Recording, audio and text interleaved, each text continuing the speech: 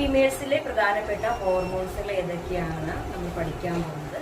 അപ്പോൾ രണ്ട് തരത്തിലുള്ള ഹോർമോൺസുകളാണ് പ്രധാനപ്പെട്ടത്. ഒന്ന് ഒവേറിയൻ ഹോർമോൺ, രണ്ടാമത് പിറ്റ്യൂട്ടറി പ്രൊഡ്യൂസ് ചെയ്യുന്ന ഹോർമോണുകൾ. പിറ്റ്യൂട്ടറി പ്രൊഡ്യൂസ് ചെയ്യുന്ന ഹോർമോണുകളാണ് ഗൊണാഡോട്രോപിൻസ് എന്ന് വിളിക്കുന്നത്. ഗൊണാഡോട്രോപിൻസുകൾ രണ്ട് തരത്തിലുള്ളതാണുള്ളത്. നമ്മൾ മെയിൽ സെൽസിൽ പഠിച്ചായിരുന്നു.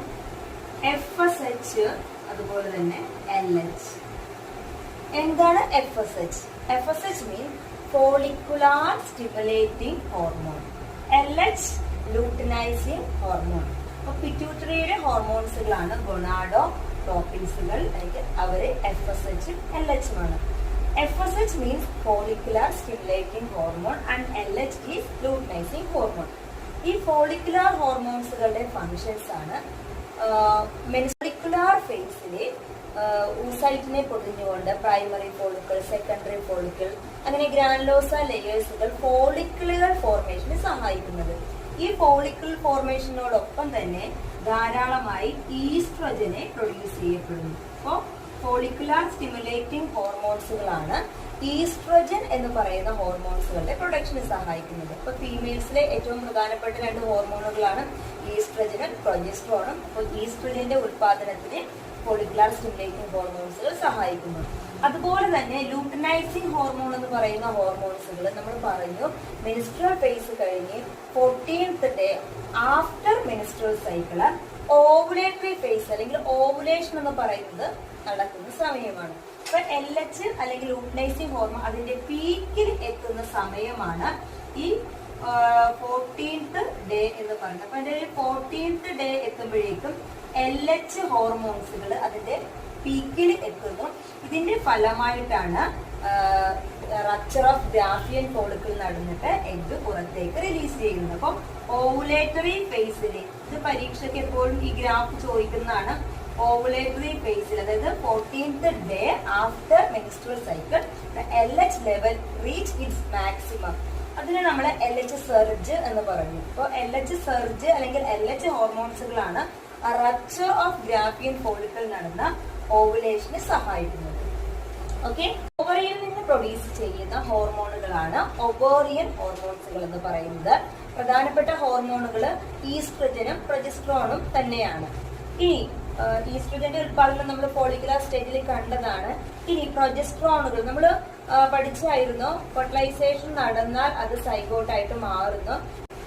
ഓവുലേറ്ററി ഫേസ് കഴിഞ്ഞ് പുറത്തേക്ക് വന്ന എഗ്ഗും അതുപോലെ തന്നെ ഈ ഫോളിക്കിൾസ് എന്ന് പറയുന്ന സ്ട്രക്ചർ പിന്നീട് കോർപ്പസ് ലൂട്ടിയം ആയിട്ട് മാറുന്നു. കോർപ്പസ് ലൂട്ടിയം ആയിട്ട് മാറുന്നു. ഈ കോർപ്പസ് ലൂട്ടിയം പ്രൊഡ്യൂസ് ചെയ്യുന്ന ഹോർമോൺ ആണ് പ്രൊജസ്റ്ററോൺ. അപ്പോൾ പ്രൊജസ്റ്ററോൺ എന്ന് പറയുന്ന ഹോർമോൺ കോർപ്പസ് ലൂട്ടിയം സെക്രീറ്റ് ചെയ്യുന്നത്. ആ ഫേസ് നമ്മൾ പഠിച്ചു ലൂട്ടിയൽ ഫേസ് എന്ന് പറഞ്ഞു. അപ്പൊ ലൂട്ടിയൽ ഫേസിൽ പ്രൊഡ്യൂസ് ചെയ്യപ്പെടുന്ന ഹോർമോൺ ആണ് പ്രൊജസ്ട്രോൺ. പ്രൊജസ്ട്രോണിന്റെ ഉത്പാദനം കൂടുതലായിരിക്കും.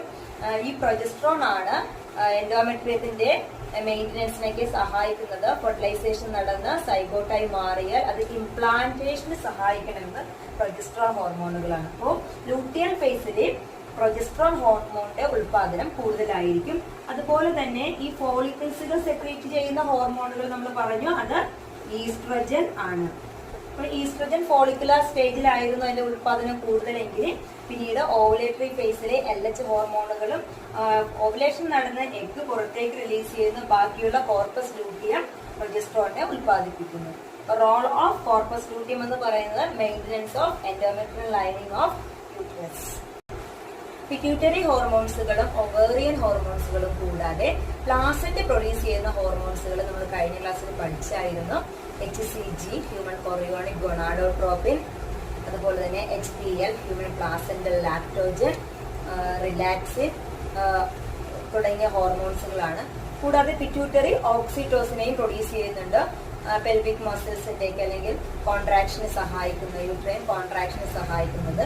അതുപോലെ തന്നെ റിലാക്സിൻ ഹോർമോൺ ഈ യൂട്രസിന്റെ കോൺട്രാക്ഷൻ ഒക്കെ നടന്ന് ഡെലിവറിയും എല്ലാം കഴിഞ്ഞതിന് ശേഷം പഴയ പോലെ തന്നെ മസിൽസ് എല്ലാം അതിന്റെ മസിൽസുകളൊക്കെ കോൺട്രാക്ഷൻ കഴിഞ്ഞ് ഡെലിവറി ആ പ്രോസസ് എല്ലാം കഴിഞ്ഞ് അതിന്റെ പഴയ സ്ഥിതിയിലേക്ക് എത്തുന്നതിന് സഹായിക്കുന്ന ഹോർമോൺസുകളാണ് റിലാക്സിൻ എന്ന് പറയുന്നത്.